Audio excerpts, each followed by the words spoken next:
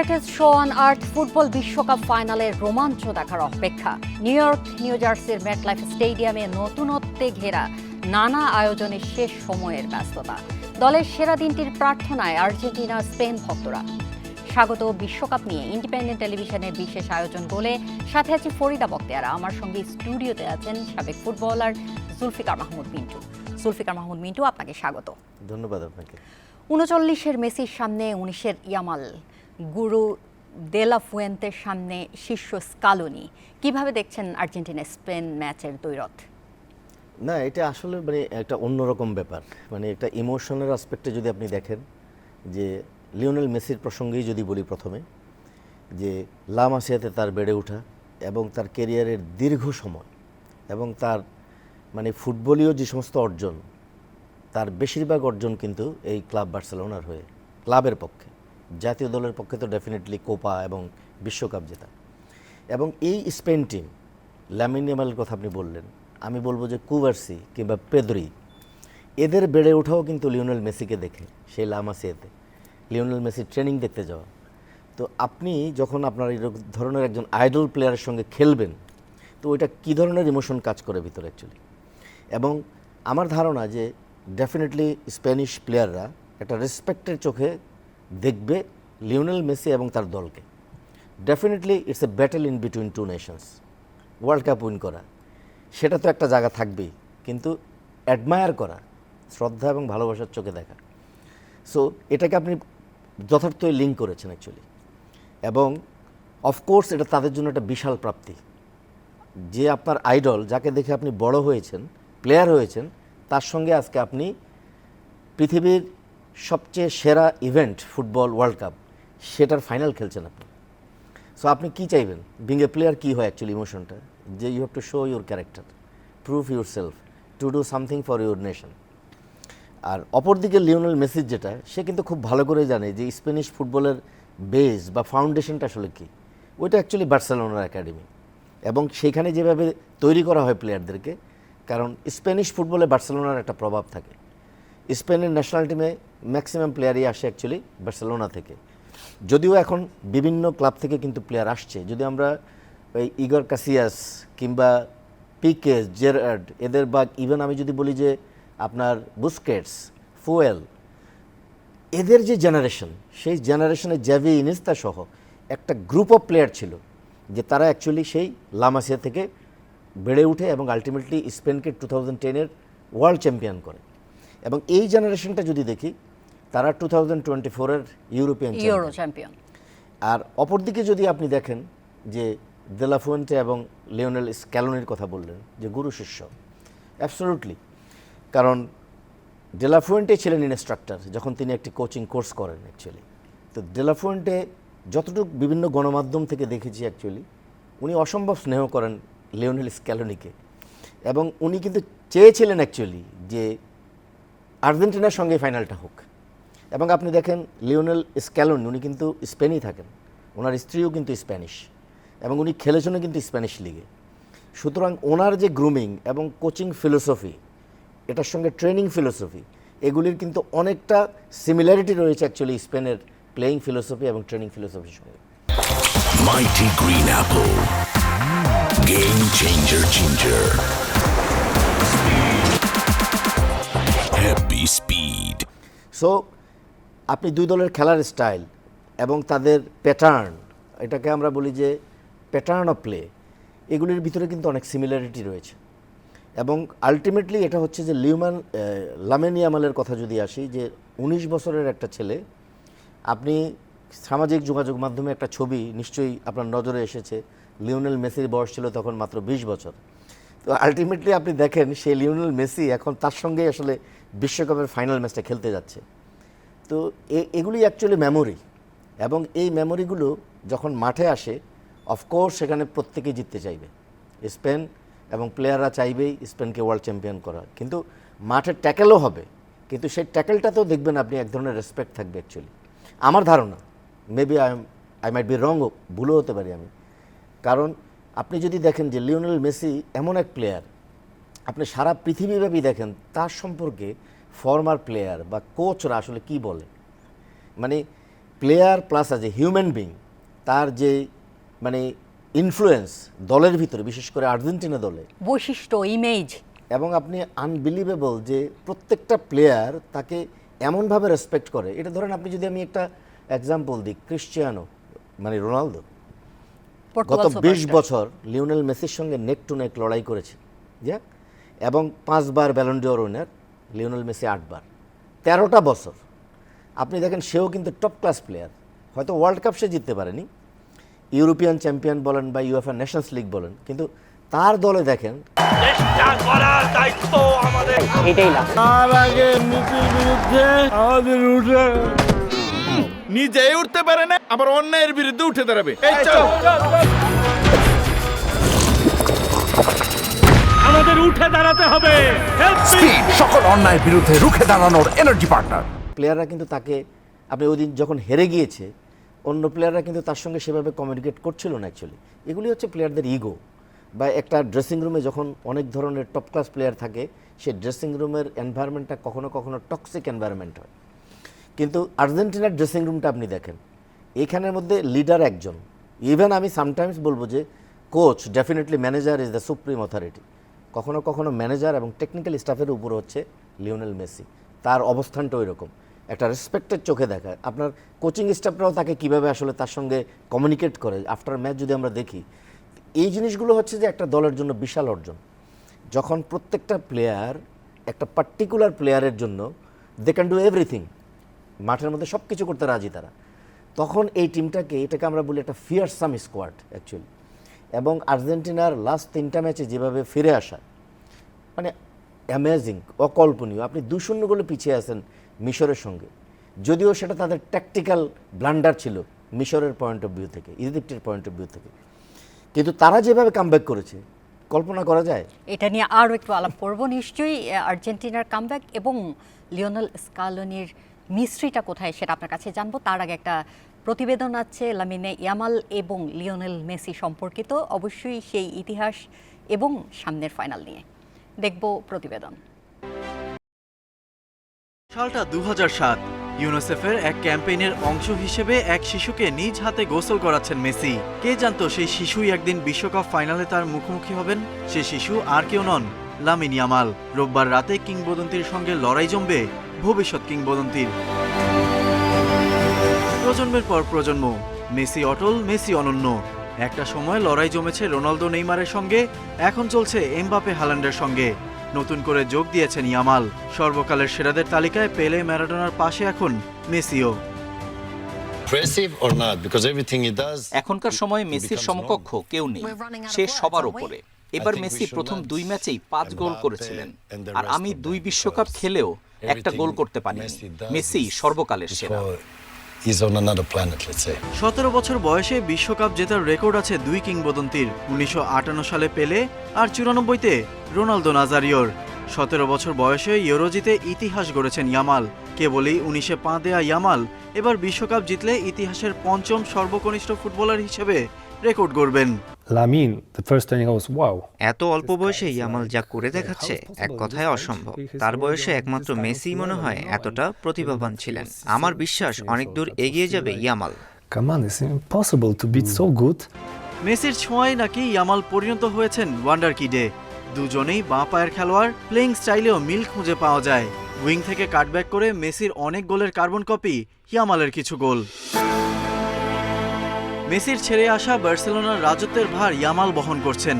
Argentine মহাতারকার 10 নম্বর জার্সিটা নিজের গায়ে বেশ ভালোভাবেই মানিয়ে নিয়েছেন ইয়ামাল। চ্যাম্পিয়ন্স লিগ বাদে জেতা হয়ে গেছে সব শিরোপা। মেসির পারফরম্যান্স তাকে নিয়ে গেছে সর্বকালের সেরা অর্থাৎ পেলে, ম্যারাডোনাদের কাতারে। ইয়ামাল যেভাবে এগোচ্ছেন, সে তালিকায় 4র্থ নামটা তার হলে অবাক হওয়ার কিছু থাকবে না। Ghalib Hasan, independent news. দেখছিলাম প্রতিবেদন। জুলফিকার মাহমুদ মিন্টু, এখনো পর্যন্ত 7টা ম্যাচ খেলা হয়ে গেছে এবং যে কোনো দল বিশ্বকাপে আসার আগেই বলে থাকে এই 7 ম্যাচের ক্যালকুলেশন নিয়েই কিন্তু আসা। বেস্ট 5, বেস্ট 7 যে দলগুলো বিশ্বকাপের ফাইনালে খেলার টার্গেট নিয়ে আসে, লাকি 7 তো দুই দলই 7টা ম্যাচেই তাদের সেরা পারফরমেন্স করেছে বলতে হবে। 19 গোল দিয়েছে আর্জেন্টিনা, আর একটিমাত্র গোল খেয়েছে স্পেন, তাহলে কি সেরা ডিফেন্স লাইনের সামনে best attack Lionel Messi, Mac Allister, আলভারেজদের? আপনার কি মনে হচ্ছে আপনি- যে আপনি কাদেরকে বিশ্লেষণে এগিয়ে রাখবেন? আপনি ঠিকই বলেছেন, কারণ হচ্ছে যে স্পেন কিন্তু গোলও কম দিয়েছে, কনসিডও কম করেছে, মাত্র এক গোল খেয়েছে, সেটাও বেলজিয়ামের বিপক্ষে কোয়ার্টার ফাইনালে। এবং এই একটা গোল আপনি, তার মানে এটা কি ইন্ডিকেট করে? ইন্ডিকেট করে যে তারা ডিফেন্ডিংয়ে অনেক ভালো, অনেক কম্প্যাক্ট, সলিড। এবং স্পেশালি আমি উনাই সিমনের কথা বলবো, হি ডিড ভেরি ওয়েল। আপনি যদি মানে ফ্রান্সের সঙ্গে ম্যাচটা দেখেন, যে অ্যাজ এ সুইপার হিসাবে সে মানে 16 মিটার বক্স, যেটা পেনাল্টি বক্স বলে, তার থেকে বেরোয় এসে কিন্তু বেশ কিছু সিচুয়েশনে সে ডিল করেছে সেগুলি। এবং এখানে একটা জিনিস হচ্ছে যে আর্জেন্টিনা যে ধরনের মানে অ্যাটাকিং থ্রেটটা তৈরি করে প্রতিপক্ষের উপরে, সেটা কিন্তু লাস্ট 3টা ম্যাচে তাদের অলমোস্ট 75 টু 90 মিনিটসের মধ্যে, শেষ 15-20 মিনিটে। তার মানে হচ্ছে যে আর্জেন্টিনা অ্যাকচুয়ালি গোল কনসিড করার পরে বাউন্স ব্যাক মেন্টালিটিটা হচ্ছে তাদের টপ ক্লাস, এবং সেখানে পিছিয়ে থেকেও ম্যাচ বের করে নিয়ে এসেছে তারা, এবং সেখানে ডেফিনেটলি কোচের ট্যাকটিক্স রয়েছে, সেটা নিয়ে আমরা আলোচনা করব। Mighty Green Apple. Game changer ginger. Happy speed. তো এখানে যেটা হচ্ছে, ফ্রান্সের মতো একটা মানে লেথাল ফ্রন্ট লাইনকে এবং মিডফিল্ড লাইনকে আমি যদি বলি, সেটাকে কিন্তু এক প্রকার আউটপ্লেড করেছে Spain according to their tactics and game plan. এবং গেম প্ল্যানটা সিম্পল, ভেরি সিম্পল। তাদের যে ফরমেশন, সেই ফরমেশন অনুযায়ী প্রত্যেকটা প্লেয়ার খুব কাছাকাছি থাকে, 4-1-2-3, এবং বল যখন এক পাশ থেকে আরেক পাশে ট্রাভেল করে বা শিফট করে, পুরা টিমটা কিন্তু স্লাইড করে। এবং তাদের খেলার আরেকটা জিনিস হচ্ছে যে তারা যখন বলটা রিসাইকেল করে বা রিটেইন করে পজিশন, খুব কাছাকাছি সব প্লেয়ার থাকে। এবং এটা হচ্ছে তাদের একটা ট্যাকটিক্স, যে প্রতিপক্ষকে ফ্রাস্ট্রেটেড করা, হতাশ করা। যখন মানে ফ্রান্স একটা সময় কিন্তু হতাশ হয়ে গিয়েছিল, বলই পাচ্ছিল না, প্রেস করতেছে কিন্তু বল পাচ্ছে না। এবং তাদের রিকভারি টাইম, বল হারানোর সঙ্গে সঙ্গে 6 সেকেন্ড 7 সেকেন্ডের মধ্যে কিন্তু সেটা রিকভার করে। আর্জেন্টিনার রিকভারি টাইমটা একটু বেশি।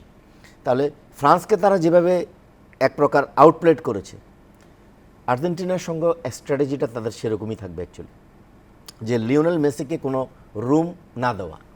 এবং ইংল্যান্ড যেটা ভুল করেছিল আর্জেন্টিনার সঙ্গে, স্পেস এত বেশি ছিল মানে 16 মিটার বক্সের সামনে, সেখানে ফ্রি স্পেস পাচ্ছিল এনজো ফার্নান্দেস, যার ফলে কিন্তু এনজো গোল করতে পেরেছিল। এবং এখানে লিওনেল মেসির তো অবদান অবশ্যই আছে, শর্ট কর্নারটা করে বলটা নেওয়া এবং দুইটা প্লেয়ারকে সে প্রভোক করেছে তার দিকে আসার জন্য। কারণ লিওনেল মেসি যখন ওয়াইড এরিয়াতে বল পায়, তাকে ডাবল ডিফেন্ডিং করতে হবে, আপনি না হলে তাকে থামাতে পারবেন না। কারণ একজন যদি ডিফেন্ডিংয়ে আসে, সে দুইটা কাজই করে, একটা হচ্ছে ভিতরে ড্রিফট করে অথবা আউটসাইডে নিয়ে যায়। এবং সেকেন্ড গোলটা কিন্তু সে আউটসাইডে নিয়েই ক্রস করেছিল। তাহলে দুইটা প্লেয়ারকে প্রভোক করার সাথে সাথে সে ডিসিশনটা নিয়েছে যে ওইখানে এনজো ওয়াজ ফ্রি, একদম জোন 14 এনজোকে দিয়েছে। তাহলে এইখানে স্পেন যেটা করবে, অ্যাকচুয়ালি স্পেনও চাইবে না কোনোভাবে যাতে মেসি হাফ স্পেস অথবা ওয়াইডার লেনে খুব কমফোর্টেবলি বলটা নিজের কন্ট্রোলে নিতে পারে। যদি নিতেও পারে, তাদের আরেকটা অপশান থাকবে যে লিওনেল মেসি প্রাইম স্কোরিং এরিয়াতে অ্যাকচুয়ালি ইনসুইঙ্গার ডেলিভার করে, তাহলে ওইখানে ডিফেন্ডিংটা তাদেরকে মানে প্রপার ওয়েতে করতে হবে, ডিলিং উইথ দ্য ক্রসেস। এবং এখানে ডেফিনেটলি উনাই সিমনের একটা বিশেষ রোল থাকবে, কারণ উনাই তাকে এমন একটা জায়গাতে মেসি অ্যাকচুয়ালি ডেলিভার করে যাতে কখনো গোলকিপার, পিকফোর্ডের যেটা সমস্যা হচ্ছিল, পিকফোর্ড কি বের হবে নাকি সে এখানে থাকবে, ইনডিসিশনে ভুগছিল, কারণ কনফিউশন যে আমি বের হয়ে কি বলটা পাবো কিনা। তাহলে এটা হচ্ছে যে একটা চ্যালেঞ্জ ফর স্পেন। কিন্তু আর্জেন্টিনার পয়েন্ট অফ ভিউ থেকে হচ্ছে যে আর্জেন্টিনার ডিফেন্সিভ এররটা মোটামুটি এক্সপোজড, সব ম্যাচেই কিন্তু এই সমস্যাগুলোর কারণে কিন্তু আর্জেন্টিনা গোল কনসিড করেছে। তো এই ফাইনাল ম্যাচটা কিন্তু আপনার খুব টাফ একটা ম্যাচ। এই ম্যাচে কখনো কখনো আপনি অন্যান্য দলের সঙ্গে যেভাবে করতে পেরেছেন সাকসেসফুলি, আপনার ট্যাকটিক্স এবং গেম প্ল্যানটা এটাতে নাও করতে পারেন। আপনি যদি প্রথমে গোল কনসিড করেন, প্রেশার আসবে আপনার উপরে। প্রতিদিন তো হয়তো আপনি ওই রকম এফোর্টটা নাও দিতে পারেন, কামব্যাক নাও করতে পারেন, কারণ এগুলি সাধারণত কনসিডারেশনে রাখে প্রতিটা দলকে কিন্তু অ্যানালাইজ করে। তো আলটিমেটলি স্ক্যালোনির যে আপনি বললেন মিস্ট্রিটা আসলে কি, অনেস্টলি স্পিকিং, যে দলে লিওনেল মেসির মতো একজন প্লেয়ার থাকে, সেই দলে কোচের কাজটা আসলে কিন্তু মানে 60% ডান, প্রয়োজন হয় না। কারণ এমন কিছু কিছু জিনিস সে করেছে এই ওয়ার্ল্ড কাপের এই 7টা ম্যাচে, এগুলি কিন্তু কোনো কোচ শেখায় না অ্যাকচুয়ালি। সে হচ্ছে এমন একটা প্লেয়ার, টপ ক্লাস প্লেয়ার। এটা পেপ গার্দিওলা বলতো আসলে লিওনেল মেসি সম্পর্কে, যখন পেপ অ্যাকচুয়ালি বার্সা ছিল, যে ও হচ্ছে এমন প্লেয়ার, ও নিজেই রিকগনাইজ করতে পারে প্রবলেম কী এবং নিজে নিজেই সলিউশন বাইর করতে পারে এই প্রবলেমের সমাধানটা কী হবে। তো এটা হচ্ছে এমন কোয়ালিটির প্লেয়ার লিওনেল মেসি। তো এইখানে যেটা হচ্ছে ট্যাকটিক্স যদি বলি, প্রত্যেকটা ম্যাচে ইংল্যান্ডেরই আসি আমি কথাটা, ইংল্যান্ড করেছে কি ডিফেন্সিভ মোডে চলে গিয়েছে, অতিমাত্রা লো ডিফেন্সিভ ব্লক, এবং দুইটা ব্লকের দুটো ব্যাংক থাকে, একটা হচ্ছে ব্যাকলাইন আর একটা হচ্ছে মিডফিল্ড লাইন। ইংল্যান্ডের মিডফিল্ড এবং ব্যাকলাইন একসাথে ছিল, যার ফলে এইখানে যে সেকেন্ড একটা barrier, first barrier second barrier, এটা কিন্তু মেনটেন করতে পারেনি ইংল্যান্ড, যার ফলে ট্যাকটিক্স পুরোটাই উল্টা ট্যাকটিক্স ইউজ করেছে অ্যাকচুয়ালি লিওনেল স্ক্যালোনি। উনি 3 ব্যাকে সুইচ করেছেন, ওটামেন্ডি, রোমেরো এবং হচ্ছে মনশিয়াল, ওকে। তারপরে কি করেছেন উনি 3-3-4, মানে উপরে ওভারলোড করার জন্য হুলিয়ান আলভারেজের সঙ্গে আপনার লটারো মার্টিনেজকে এনেছেন, এক পাশে নিকো গঞ্জালেজ, আর এই পাশে তো ওয়াইড এরিয়ার থেকে কনস্ট্যান্টলি লিওনেল মেসি ওইখানে। তার আগে মেসির বিরুদ্ধে আমাদের উঠে নিজেই উঠতে পারে না, আবার অন্যায়ের বিরুদ্ধে উঠে দাঁড়াবে। এই চল আমাদের উঠে দাঁড়াতে হবে। স্পিড সকল অন্যায়ের বিরুদ্ধে রুখে দাঁড়ানোর এনার্জি পার্টনার। আর মিডফিল্ডে ছিল হচ্ছে ম্যাকালিস্টার, অ্যানজো, ডিপল, এবং ম্যাকালিস্টার এবং অ্যানজো ছিল কিছুটা আপ ফ্রন্টে, দ্যাট মিনস ওভারলোড করো এখানে। তাহলে মেসি যখন এখান থেকে ক্রস করতেছে, মানে 6 মিটার বক্সের বা আমরা 6 গজের বক্স বলি ওটাকে, ওর কর্নারে নিকো গঞ্জালেস কিন্তু ওয়াইড এরিয়াতে থাকে নাই, সেও কিন্তু এখানে এসেছে, হেড করেছে, ক্যান ইউ রিমেম্বার?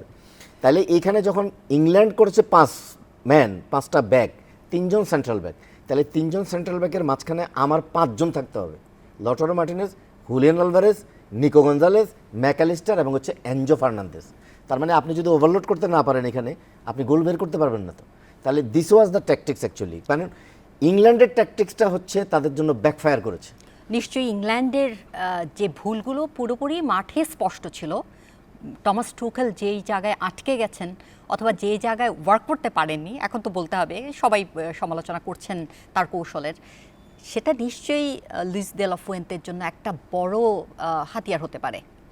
অবশ্যই ফিনালিসিমা আমরা মিস করেছি, না হয় আমরা এই বিশ্বকাপের আগেই ইউরো চ্যাম্পিয়ন এবং কোপা আমেরিকা চ্যাম্পিয়ন আর্জেন্টিনা এবং স্পেনের আর একটা দুর্দান্ত ম্যাচ দেখার সুযোগ পেতাম। সেটা মিস করার কারণে অপরিচিত তো থেকে গেল দুদল, অপরিচিত থেকে গেল, কিন্তু এখন যেটা আপনি বললেন সেটা এখন ওয়ার্ল্ড কাপের মঞ্চে হচ্ছে ফাইনালে, এবং আলটিমেটলি এটা একটা ইন্টারেস্টিং ম্যাচ হবে অনেস্টলি স্পিকিং, এবং আমার কাছে মনে হচ্ছে যে সারা পৃথিবীর দর্শকরা সবাই এনজয় করবে অ্যাকচুয়ালি।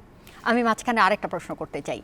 আপনি উনাই সিমনের কথা বলেছেন, অবশ্যই এই বিশ্বকাপের সেরা কিপারদের একজন উনাই সিমন, একটি মাত্র গোল করেছেন এবং তার দলকে একেবারেই নির্ভর রেখেছেন বলা যায়। একই সাথে এমি মার্টিনেজ তো অলরেডি বিশ্বকাপ জিতেছেন, তার যে তারকা ইমেজ, তার যে স্কিল লেভেল, সেটা তো আসলে মানে বলার কোনো জায়গা নেই, অথবা তুলনা করার জায়গাও খুবই কম। এই বিশ্বকাপেও সেরা যারা আছে তাদের সাথে তুলনায় এমি মার্টিনেজ অনেক উপরে। তো আপনি যদি সেরা 11 জন বেছে নেন, আপনার একাদশে কাকে রাখবেন, উনাই সিমন নাকি এমি মার্টিনেজ?